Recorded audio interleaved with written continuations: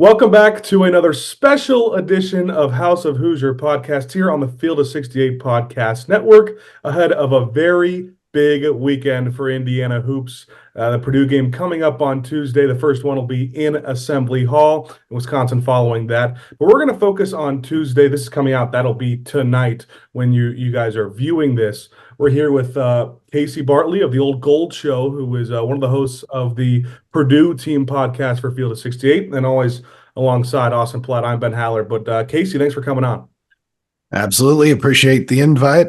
Looking forward to the conversation.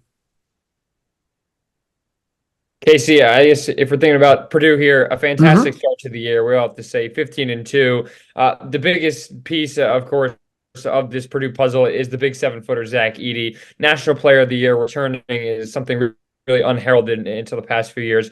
But for you so far this year, what's the biggest difference or maybe improvement you have seen from him, which allowed him to kind of take that extra step? He's been so dominant so far. What do you think has caused him to be maybe even more successful than last year?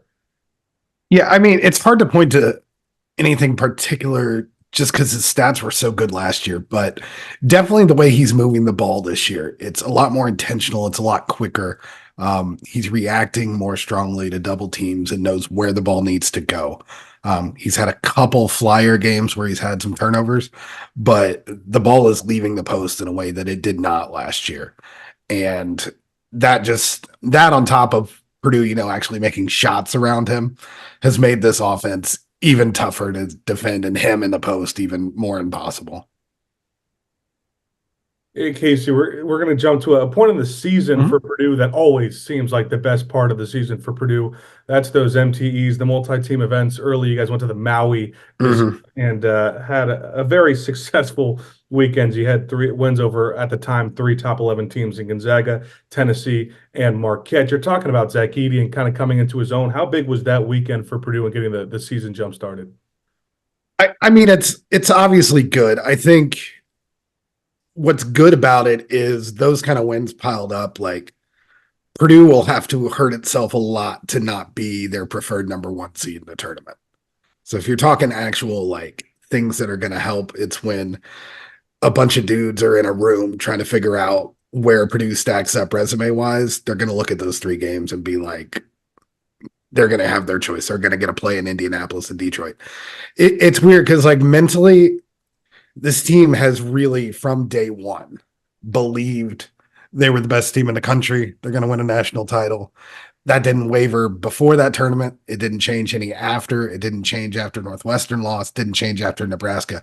So I don't think internally, they know the headlines. They were in the game. They know that nothing matters during this season until March comes. They're all very aware of that. So personally, I don't think it changes a whole bunch. It didn't prove anything to them. Last year, Portland proved to them that they were, one of the best teams in the country. This year, they already knew. So those things are just helpful because when you're, looking who's going to get their preferred path, Purdue's going to be in Indianapolis for those first 2 games in March, and that's pretty big. What else is big is the fact that, 2 of your guards are now sophomores and have a year under their belt. It felt like last year, the reason why Purdue couldn't go as far as they anticipated or even make it 1 round was because just the 2 guards were freshmen. What have you seen from Braden Smith and Fletcher Loyer? Both, in my eyes, have made huge jumps, but for you, for both of them, why have they been so successful, which makes Zach Edey and the rest of the team all that much better? Yeah, a lot of it's certainly mental, just knowing what to expect, what you need to do to get your body right. Braden came into his freshman year having Linz-Frank surgery during the summer. He didn't really get to work out or get in shape. Fletcher Loyer ended his freshman year with calves that were just torn apart. And this year they both came in ready, hungry, knowing what they needed to do to keep their bodies and everything. And then just it's little stuff and they still struggle with it at times. Turnovers. Loyer just had 2 careless ones at Nebraska that were terrible. Smith is at times just plays off gets off the floor and gets in bad spots. That's still there, but it's less. And I really think for Smith specifically, who really makes the engine of the offense run, just his ownership of it.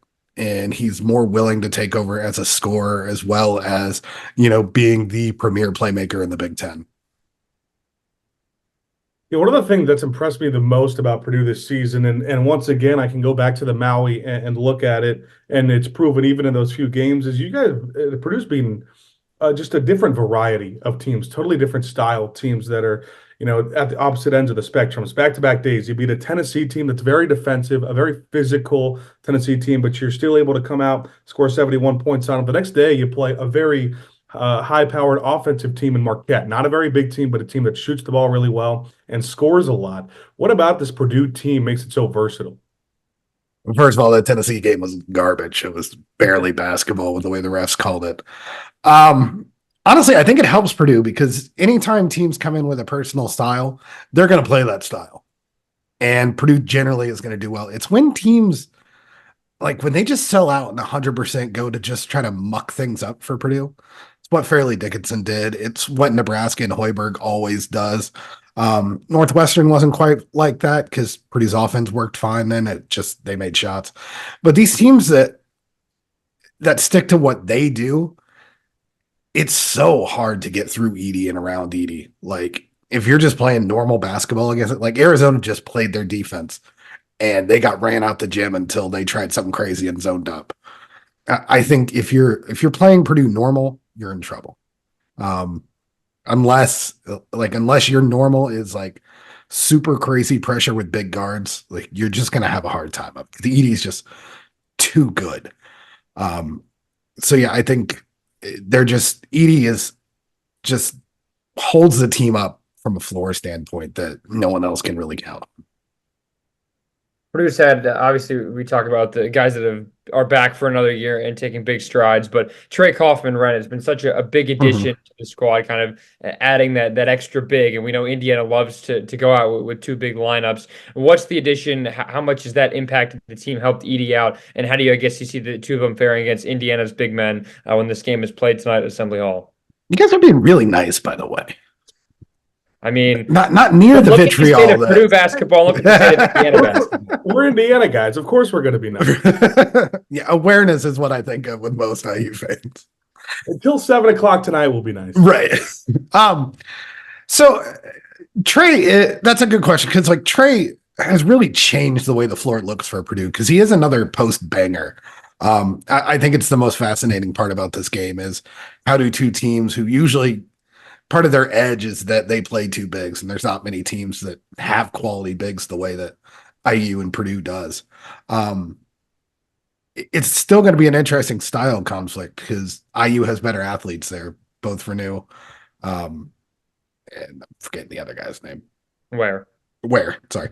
Cleo Ware are both more athletic, quicker. They can like move around the court better than Purdue guys do. So it's going to be interesting because Trey wants to hit you. He wants to back you down. He wants to get into these weird triple pump fake turnaround. He works his post game like in the reverse fashion that you think he would, and like he moves in weird ways. So I think it's just hard because there's not teams that have usually one guy that can handle a post player. Definitely not two guys, but IU does have that length, so it'll be interesting. It's also not been the cleanest fit all year. Like Trey has struggled at times. I think when it's been good, it's been really good, but Purdue's best lineup is still generally with Mason Gillis at the 4. Overall, obviously, a great season for Purdue last year. You get the Big Ten regular season title, the Big Ten tournament title. Couple of dings, aside from the biggest being losing to FDU, being the second team to ever lose to a 16 seed, you also got swept by your biggest rival in Indy. This is when the meme comes. Okay. I'm being more passive about it, though. I'm not going straight up. I'm not really question form. But Indiana fans would be mad if I didn't sneak it in there. Right. With that being said, does this game mean a little more to Purdue this year than it has in recent years? I don't think the players would say that. I definitely think for fans, absolutely. I think they got pretty used to beating IU. The 12 out of 13 was pretty nice. I think especially because last year IU did such a good job of picking at Purdue in two of its weaknesses, like Hood Schifino's ability to just dissect the pick and roll and just play out of that mid area that just attacked Edey's weakness. I think it was a foreshadow to kind of what happened in a couple games later on in the season. And then, yeah, I think like we're in this weird transition, right? Where like Purdue is announcing itself, trying to knock in like Trey. I was talking to Trey Kaufman-Ren today, and he's a young guy, and he told me he's like, it's weird. First of all, he said he didn't know Purdue was a school before they started recruiting him. His focus was on Louisville and Kentucky. Not big in the college basketball scene. I'm sure Indiana fans are going to love that too. To right, yeah. IU wasn't on his radar either. So it's but to him, like he's like, it's weird because I think of Purdue the way people think of Blue Bloods. Like they are the elite of elite. They've been number 1 3 seasons in a row. I think if Purdue fans are honest, it feels a little fake if that whole time they're getting swept by IU. Well, that's nice to think about. We can be nice to you guys until either you lose to Indiana or March rolls around. That's kind of the rule. You guys can be. I mean, I know this is our podcast, but you can be mean to us too. It's a two-way rivalry. I don't like the punch down. Fair enough. Let's talk about Purdue. Obviously, just 2 losses this year, both on the road to teams that have played well at home this year.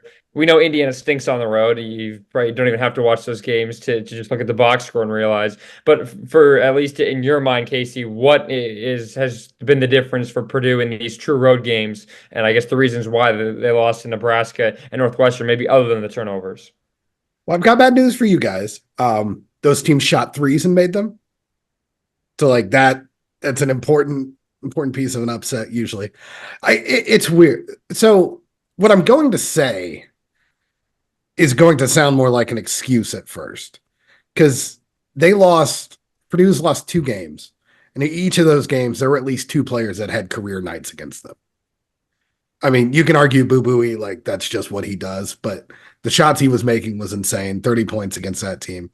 They had 2 other shooters go off for career nights. And then Nebraska, Tominaga did what he does, and Wilcher went crazy from 3. Now, the other side of that is, why does Purdue keep letting all these guys have career nights against them? And the defensive performance, especially against Nebraska, against Northwestern too, it's just they're not as connected as they need to be right now.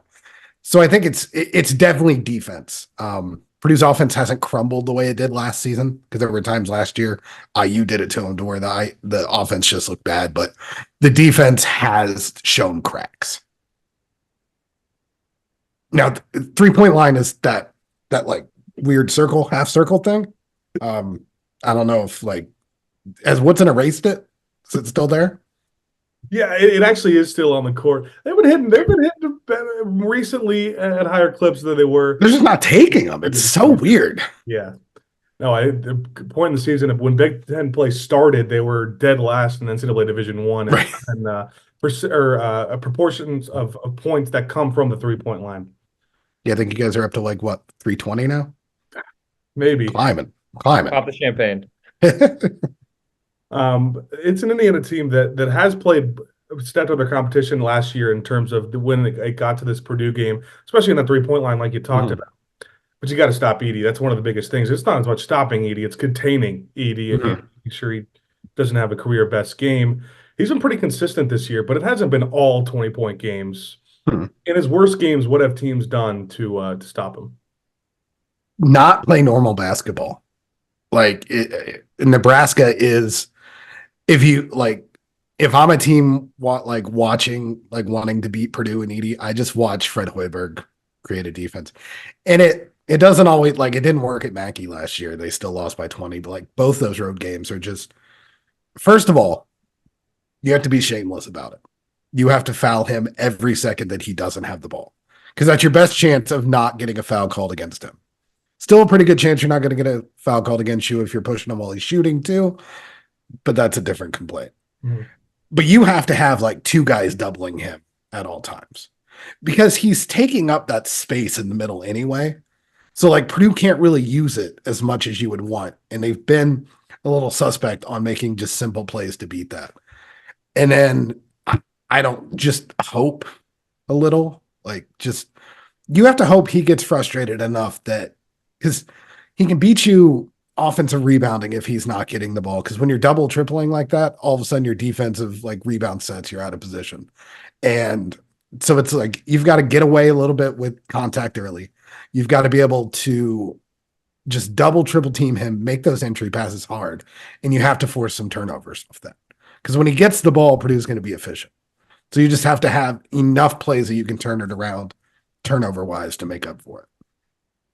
As you guys know by now, we've partnered with BetMGM this season. We'll be using BetMGM lines to make all of our picks, and we'll have special offers for the listeners and the viewers of the Field of 68 each and every week of the college basketball season. We have a special offer that will be available starting on Tuesday, January 9th, and running through Monday, February 12th, the morning after Super Bowl 58. If you haven't signed up for BetMGM yet, in honor of the big game, you can use the bonus code FIELD158 and you'll get $158 in free bets on your first wager with BetMGM, regardless of whether or not you win that first bet. Here's how you make it work. Download the BetMGM app.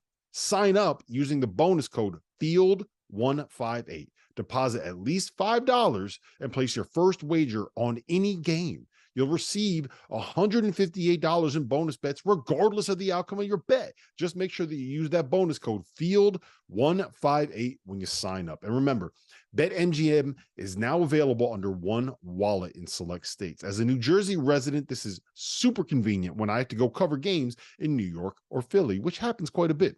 When you cross state borders, you just log into your existing account and fire away. You don't have to create separate accounts in each state. It's easy, it's simple, it's clean. And most importantly, we have some fun stuff coming up for the heart of the college basketball season. Bet insurance tokens, college hoops odd boosts, and my favorite, a nice juicy parlay boost. So download the BetMGM app and sign up today. Field 158. You talked about opponents getting career nights. I wonder who on Indiana is due for necessarily a career night. You say Galloway. Anthony Leal. Galloway already had one against Kansas this year, so I think he's kind of met his big game quota. And Baco has looked better as of late. Maybe it's Xavier Johnson's revenge game against a team that he knows a little bit well. The question I was going to ask. Curious, you talked about the pressure, how much the guys are feeling. You think the fans are going to want this win. What about for Matt Painter? I know he's a fantastic coach. We know that. One of the best regular season teams he's had in a long, long time. They haven't lost a non-conference games. I don't know, Ben, were you even alive the last time they lost a non-conference game, if we're being real here? But how much pressure do you think about him to win this game? So it's the same curse that nothing matters during the season because of the March lack of success. That's kind of the protection during the season. Because, like, it won't look good during the regular season if Purdue gets swept by IU again. But if they go to the Final Four, no one's going to care. So, like, it's kind of bulletproofing in that fashion. And he's not a guy who gets super worked up. Like, he'll get mad because he'll get a game behind the Big Ten. Like, they want to win the Big Ten. As much as he knows this rivalry and everything, Matt Painter is ascended to a level of peace that we can only hope to get to.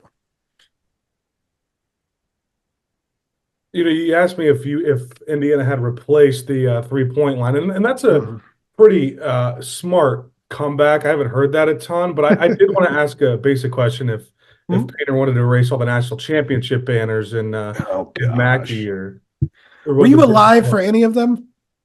No, not me, but Austin thinks he's so much older than me, he'll try to tell you who was. Not quite. There's dust on those older than both of you. Hey, dusty banners are better than no banners. Indiana, I know, selling a shirt that says that. But no, I wanted to ask, we talked about having to contain Edey. And last year in the home game, at least for Indiana, they really didn't. I think he scored somewhere in the high 20s. I mean, it was a classic Trace versus Edey kind of one-on-one masterpiece. Indiana just got the better. Home court advantage helped. Is there a matchup this year for Purdue that you like, maybe outside of the post, somewhere in the guards, that gives you confidence for Purdue? I mean, I don't think IU has a guy that can stick with Smith. Even last year, like, he had pretty good success finding guys. He just kind of got into a couple bad spots on his own, almost, is what it seemed like. I'm going to be really curious how the lineups work In the back of my head, I think Painter might pull out Gillis at the 3, just because Mbako's so big. And if Mbako has to spend a bunch of time chasing Mason Gillis around the 3-point line, I feel pretty good about him getting open. I know Mbako's gotten better, but he's still a true freshman, still has some defensive lapses. So I think Painter is going to try to leverage that at any time that he can. I think it's a tough game for Lawyer because of how much size you guys have just everywhere on the wing.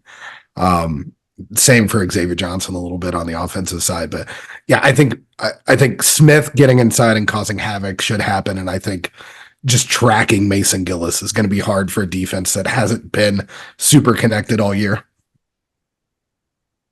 Which is a boring answer because he's not a one-on-one guy, so you're not going to like watch him like break someone down. You're just going to be like, why is he open for the 12-3 tonight? Yeah, I can't wait for that. We know Indiana fans always have fun with Mason Gillis as well. I'm curious with the everyone talks about, at least said last year, when it got to the postseason, the officiating changed with Zach Edey. In your mind, kind of with the way he was called, fouling and all the contact down low, what have you seen there? Maybe even this year, kind of what are the trends you're seeing from year to year? It's not better. It's so he's gotten in more foul trouble this year, getting called for fouls. A lot of them rebounds, not even like in defense or chasing someone at the rim. He's almost good to a fault at that. Like if you challenge him at the rim, he's mostly thinking about not picking up a foul. So it's either an easy block, he knows he can get it, or he's kind of giving you the layup. Good in the long run, frustrating at times, but it's still a problem. Like it's annoying to have to be that person every game. But I sit at these games, like I hear the contact as it's happening, and you're just like, that man is taking a pounding constantly when he has the ball, when he doesn't have the ball. And there's times where he's like full on being shoved as he's trying to hook shots, and they're just like, play on. So we've heard a lot about kind of your confidence levels in what you think about the game, and we talked about the sentiment of the fans and how important this game is to Purdue fans. And I know we know Purdue fans can be somewhat delusional at times, but I wanted to ask, what's the general confidence in Purdue, in the fan base of Purdue right now? Do you think they're optimistically delusional? Because it took one Nebraska loss for them all to just jump straight back in the river. They're drowning right now again.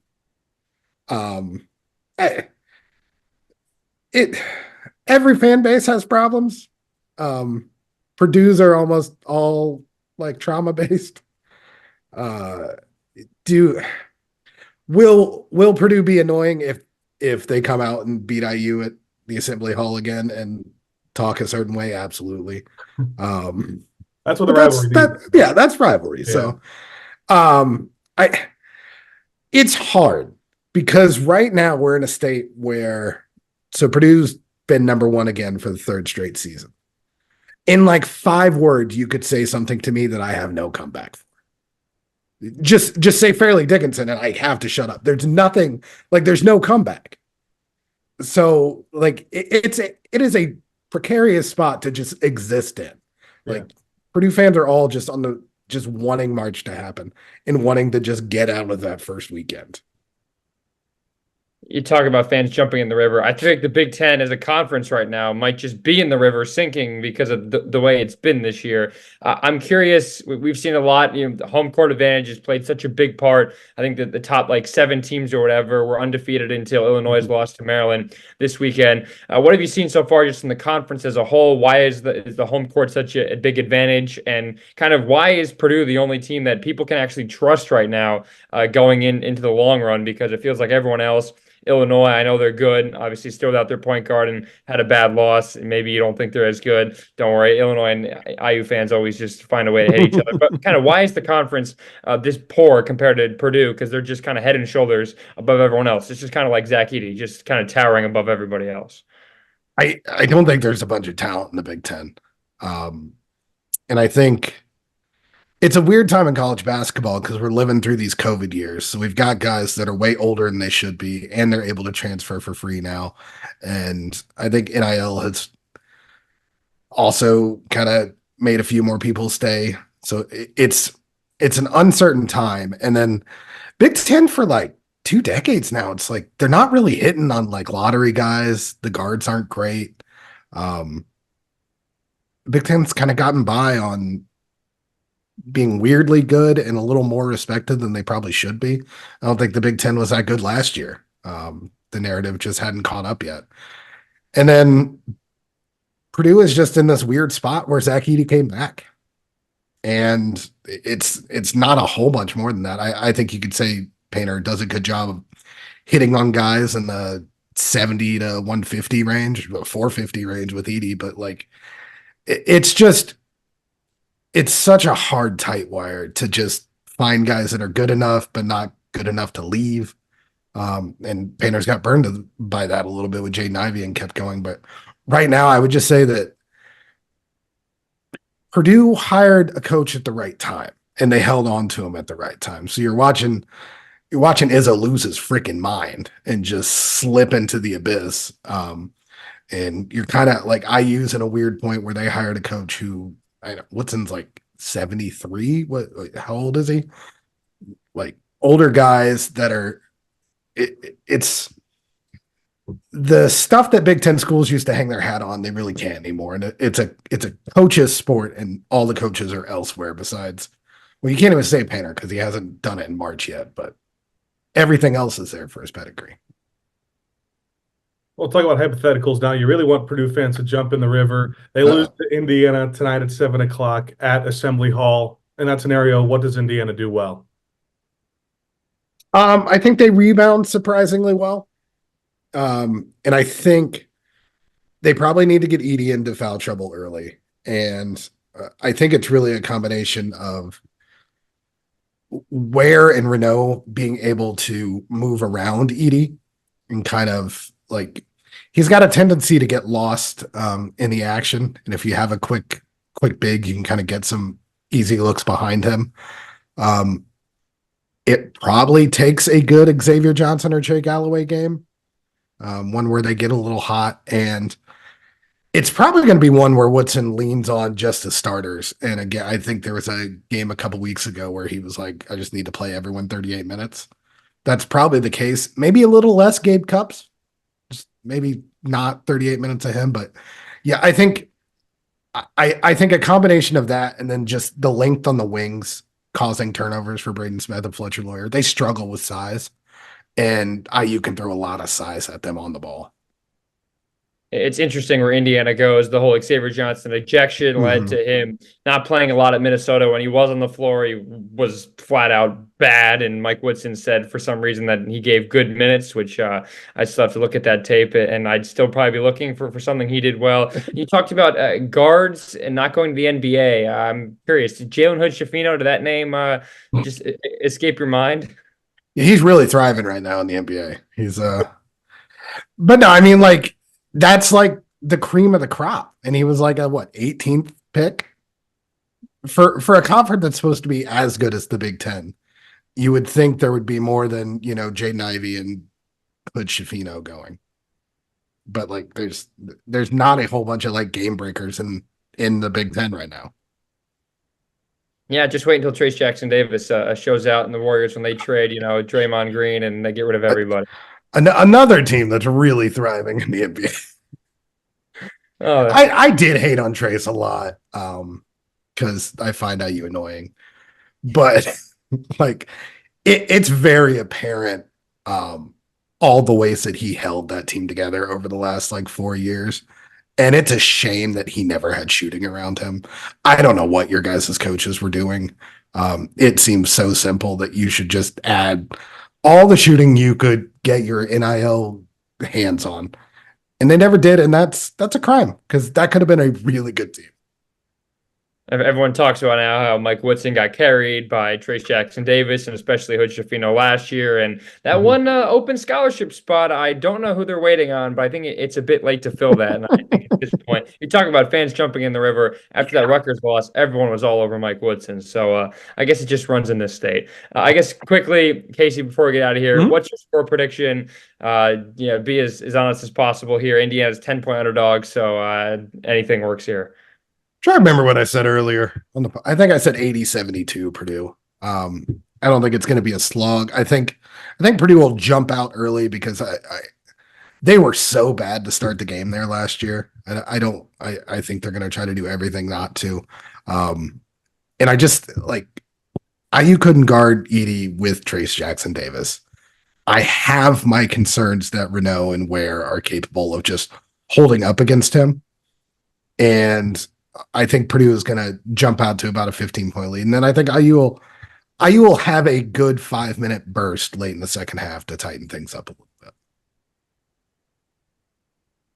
Pretty solid. I think if Austin and I were given score predictions, I think that's pretty safe. I think things happen at the end to make it a little closer. I think maybe a little less scoring. I'll go 75-71 Purdue. Purdue's not good on defense. Right now, they are not. Yeah, but Indiana isn't exactly the Harlem Globetrotters on the offensive side of the ball either. Something like that. Last few years, was it in the low 60s a few years ago. In Indiana really did well offensively last year at home. Yeah, I'll say 72-66. That team that wears gold. I'll say they come into something else. We've said this. We don't think Indiana can afford to lose a home game this year. So this is almost everything. And IU is still lacking. Doesn't have a quad one win yet. Right. That's IU has plenty to play for because if you beat Purdue, it's about the only damn ticket in the Big Ten that'll get you, considered in the tournament if you don't have a profile. So they're definitely going to want it. I just hope it's not. The games in Assembly Hall have this tendency to be ugly as hell. And I would like that not to be the case. Well, we'll hope for something better than the last few years we've seen at Assembly Hall. But Casey, thanks for coming on. It was a ton of fun.